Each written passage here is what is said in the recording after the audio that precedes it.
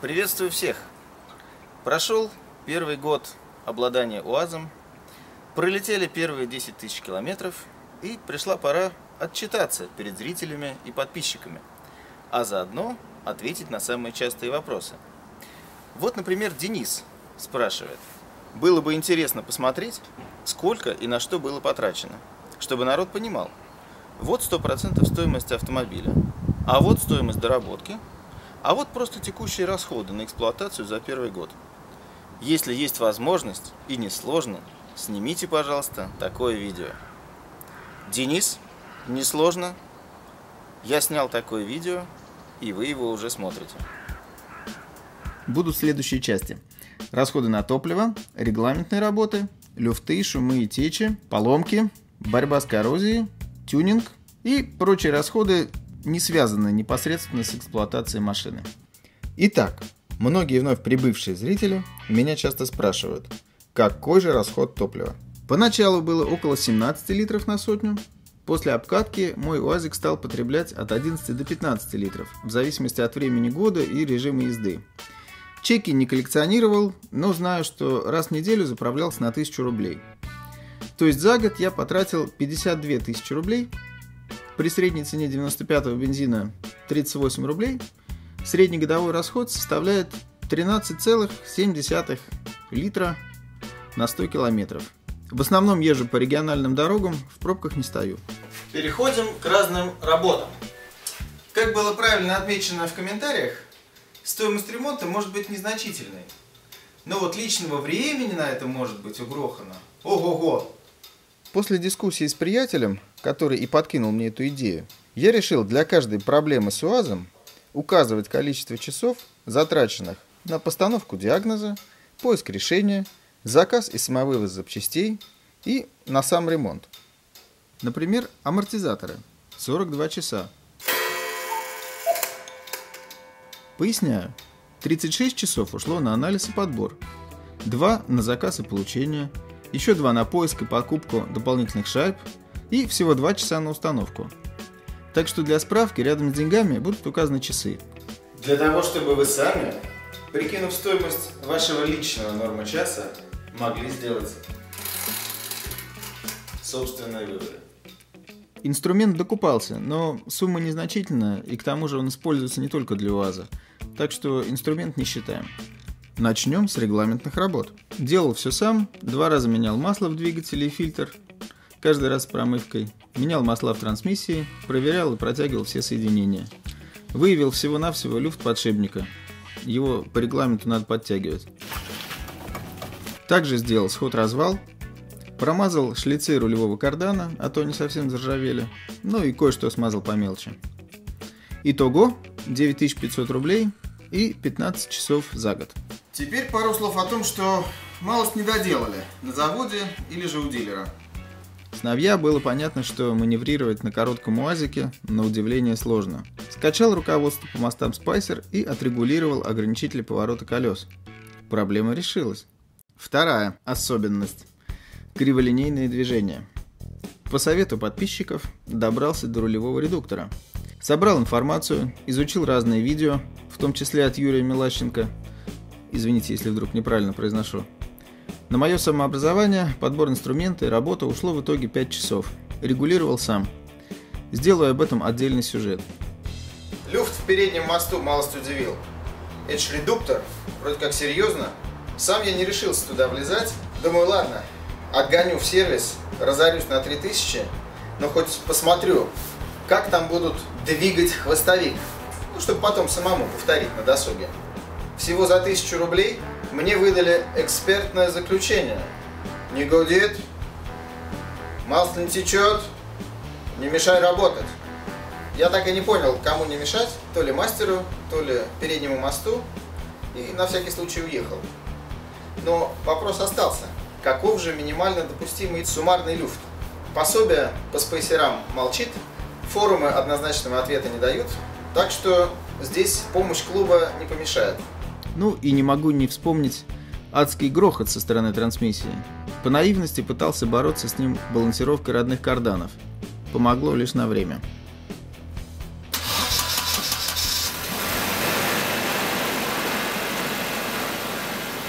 Переходим к другим шумам. Зимой зазвенели гидрокомпенсаторы. Прочитал, что это вариант нормы на холодную. Звон бессистемный. Повторялся буквально пару раз за год и через несколько минут сам исчезал. Далее застучал капот. Стал искать причину и обратил внимание вот на эти крюки. Затянул их как следует, потому что их можно было элементарно подвигать рукой. А если бы не заметил? И капот бы поднялся во время движения. Что тогда?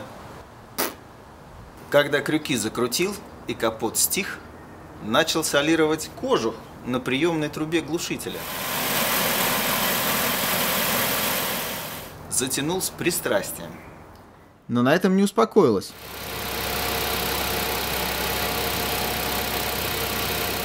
Звон при разгонах продолжался. Форумы указывали на оригинальную конструкцию воздушного фильтра. Снял, разобрал, уплотнил пластиковый рассеиватель внутри резиной. Стало тише. Однажды при торможении раздался жуткий скрежет. Не мог ничего понять. Но 15 минут в интернете успокоили душу. Шум был вызван попадающими внутрь механизма камушками. Это тоже норма. В итоге у меня выработалось правило. Завел УАЗик, проедь пару километров, все послушай. И только потом врубай музон.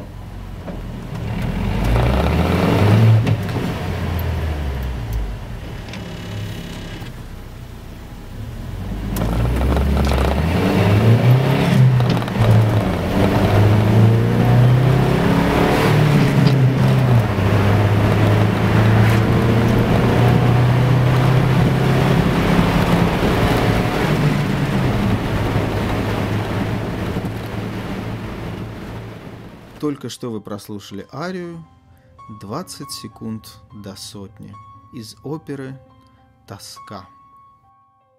Ну и любимый пункт – течи. Тут мы имеем дело с сумрачным уазовским гением, как его окрестили в народе. Про течи масла из мостов рассказывал дед Евлампий в 8 и 9 частях. Это сравнительно безобидная вещь. Но вот с другой, запрограммированной течью, я уже не могу примириться. Дело, скорее всего, было так. Куда же воткнуть эти релюхи системы впрыска? Можно, конечно, как на иномарке, поставить туда, где сухо, или под крышку. Банальщина. Не то, не изящно. Так, а что у нас здесь? Ну-ка, ну-ка, ну-ка. Точно! Поставлю-ка я их прямо под желобок. Пускай вся дождевая вода льется прямо на контакты. Меня будут часто вспоминать УАЗоводы. Очень часто! Но, потратив 1 час и метр оконного уплотнителя, я решил проблему. Уплотнитель вообще незаменимый материал для УАЗика. Им же я проклеивал зимой печку, так как она чертовски не кстати подсасывала холодный воздух. Напомню, что до этого лючок печки я разбирал и тщательно промазывал силиконом. Все течи ушли, я буквально торжествовал. Но вдруг через какое-то время снова появились. На сей раз на ботинки пассажиров полилась не вода, а антифриз. Раза 3 подтягивал хомуты на шлангах, пока течь наконец не затянулась. Итак, на профилактику неисправностей ушло 30 часов и 5000 рублей.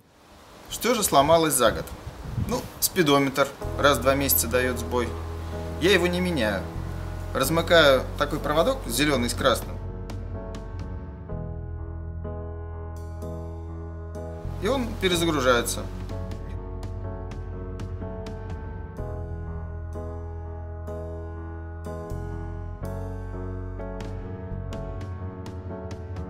Ни рубля не потратил. Омыватель не работал. Рассказывал об этом в 12 части. Больше было поиска и возни, чем самого ремонта. Лампочки. Ставлю хорошие, проблема уходит. С 3-й попытки приклеил шумоизоляцию капота. Ну и самым серьезным было то, что однажды УАЗик отказался заводиться вдали от дома. 20 минут тщетных попыток завести ничего не дали. Потом неожиданно завелся и довез. На следующий день при движении падали обороты. Списал это на недостаток топлива в баке и коррозию контактов реле. 2 дня тянулась эта петрушка. Вытащил бензонасос, понял, что надо держать в правом баке литров 10. Пошевелил реле, и проблема с пуском ушла и больше не повторялась. Момент был очень неприятный и до конца не понятый. Ну и совсем тревожным стал рокот при сбросе газа.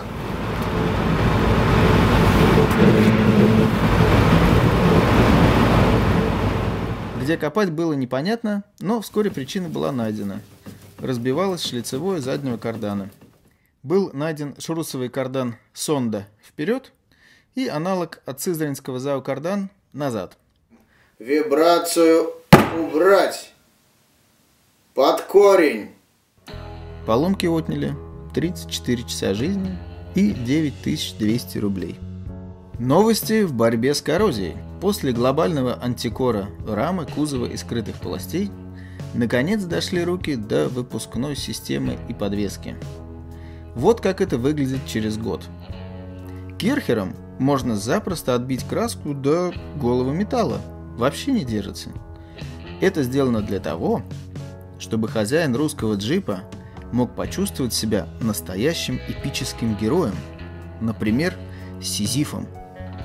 Отмой, отшкури, нейтрализуй ржавчину. Тебе даже разрешается использовать химикаты. Например, ортофосфорную кислоту, разбавленную до концентрации 30%, а также обезжириватели, грунт и краску. Но никто, кроме тебя самого, это не сделает. Рулевые тяги я покрыл найденными в гараже остатками очень цепкого антикора Прим Антишум. А для мостов взял термостойкую матовую краску спрей. Вместе смотрятся очень хорошо, на мой вкус. Как и Сизиф, я почти затолкал камень на вершину горы. Посмотрим, не скатится ли он вниз на следующий год. Дошло дело и до глушителя. Хвала Зевсу, все отвинтилось ключами на 12 и 13 без усилий. Из чего это чудо сделано – загадка. Дырочки через год наметились. После зачистки и обезжиривания обработал все цинковой грунтовкой, а потом термокраской. Вот крашу и понимаю, что это все надо выкинуть и заменить на нержавейку. Делал просто, чтобы самому не противно было смотреть. Таким образом, коррозия сожрала 16 300 рублей и 23 часа. Большая часть ушла на профилактику. Кто-то возразит, что затраты на долговременный антикор нельзя считать затратами только первого года. Правильно говорите. Учту это при итоговом подсчете. То же самое и с тюнингом. Стоимость сидений, тонировки, дисков, аудиополки и так далее логично будет размазать на все годы эксплуатации УАЗика. Вот итоговая табличка по тюнингу. Больше 100 тысяч рублей и 128 часов. Перечень того, что сделано, есть в 4 и 5 частях. Мне удалось продать через Авито родные УАЗовые колеса и амортизаторы и отбить 20 тысяч. Пустячок, а приятно. Добавим в наш расчет обязательные формальности, налоги, страховки.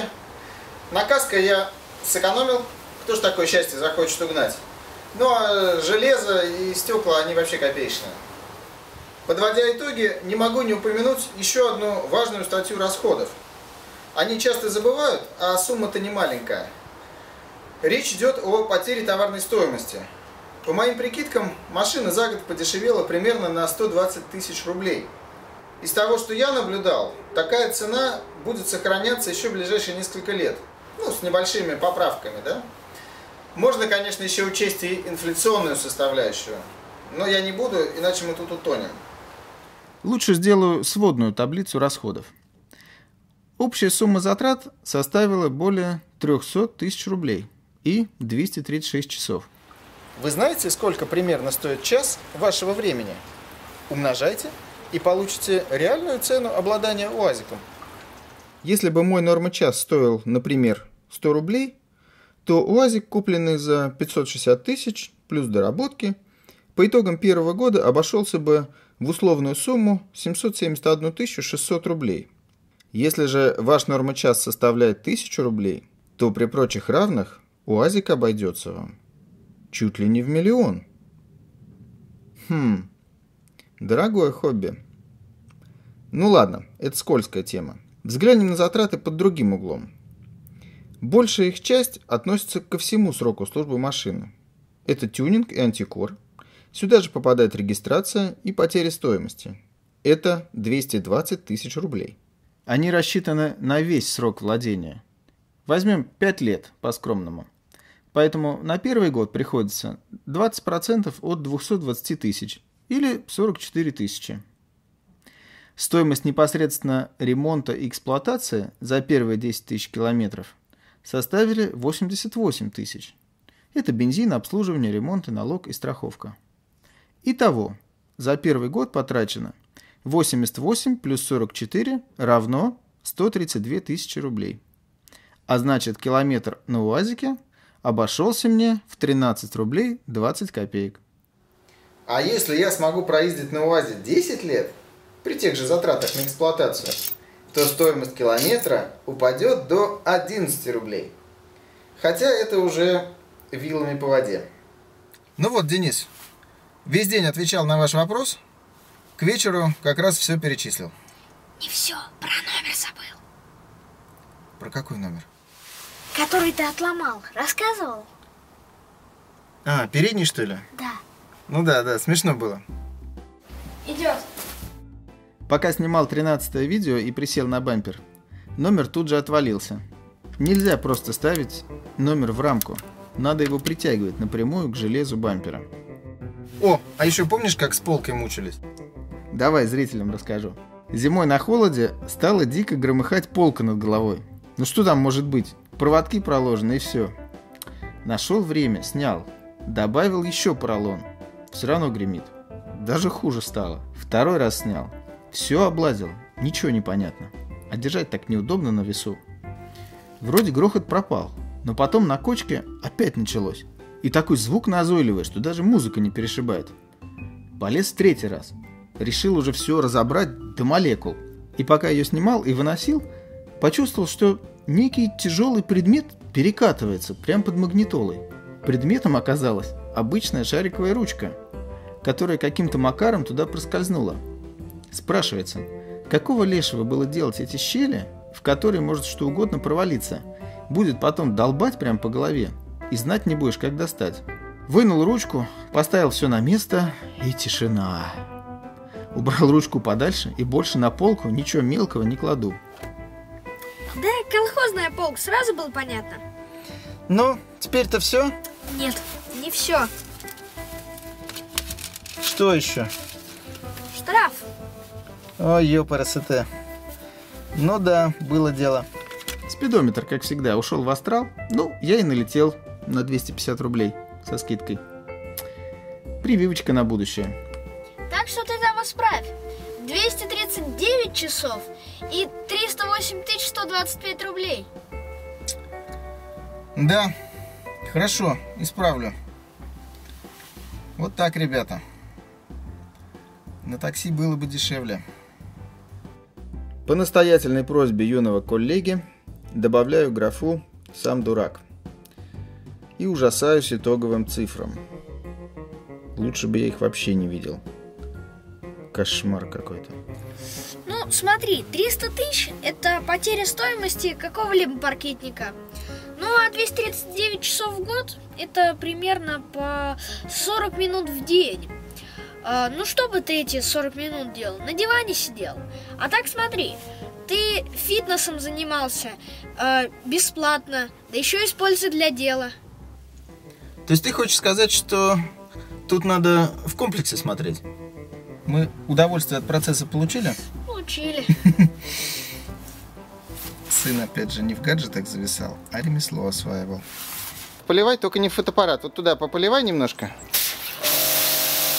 А еще я в гараже все время аудиокниги слушаю.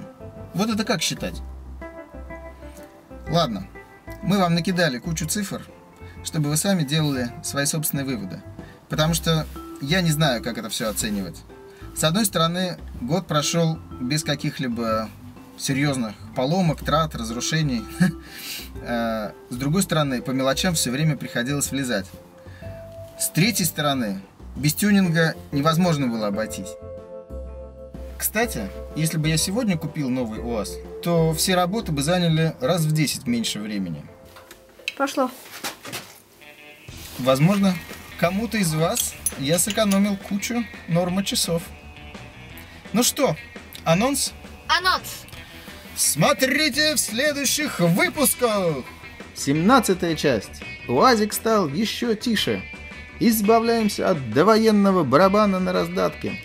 Переносим ручник на задние колеса и замеряем уровень шума в децибелах. 18-я часть. Учим УАЗик слушаться руля. Регулируем сход-развал и рулевой редуктор в гаражно-полевых условиях. 19-я часть. УАЗик подобрел. Я таки смягчил подвеску для комфортной езды. Доработал рессоры и поставил пружины от Нивы. Лайки и подписки, как всегда, по желанию. И еще, нам приходят десятки вопросов о возможности установки кондиционера на УАЗе. Из-за отсутствия заводского климата многие отворачиваются от Хантера. А ведь какие-то комплекты разработаны, как на фото, например. Лично я к дополнительным расходам и экспериментам пока морально не готов. Поэтому я открыт для предложений от профильных сервисов или торговых компаний в Туле, Калуге или Москве. В свою очередь могу предоставить УАЗик для пробной установки и отладки кондиционера и блока управления. Сам процесс и результат подробно отсниму, сделаю демонстрационное видео для заинтересованной компании, а также выложу сюжет на свой канал, поскольку зрителям эта тема очень интересна. Пишите, все обсудим, контакты есть под видео. И до новых встреч!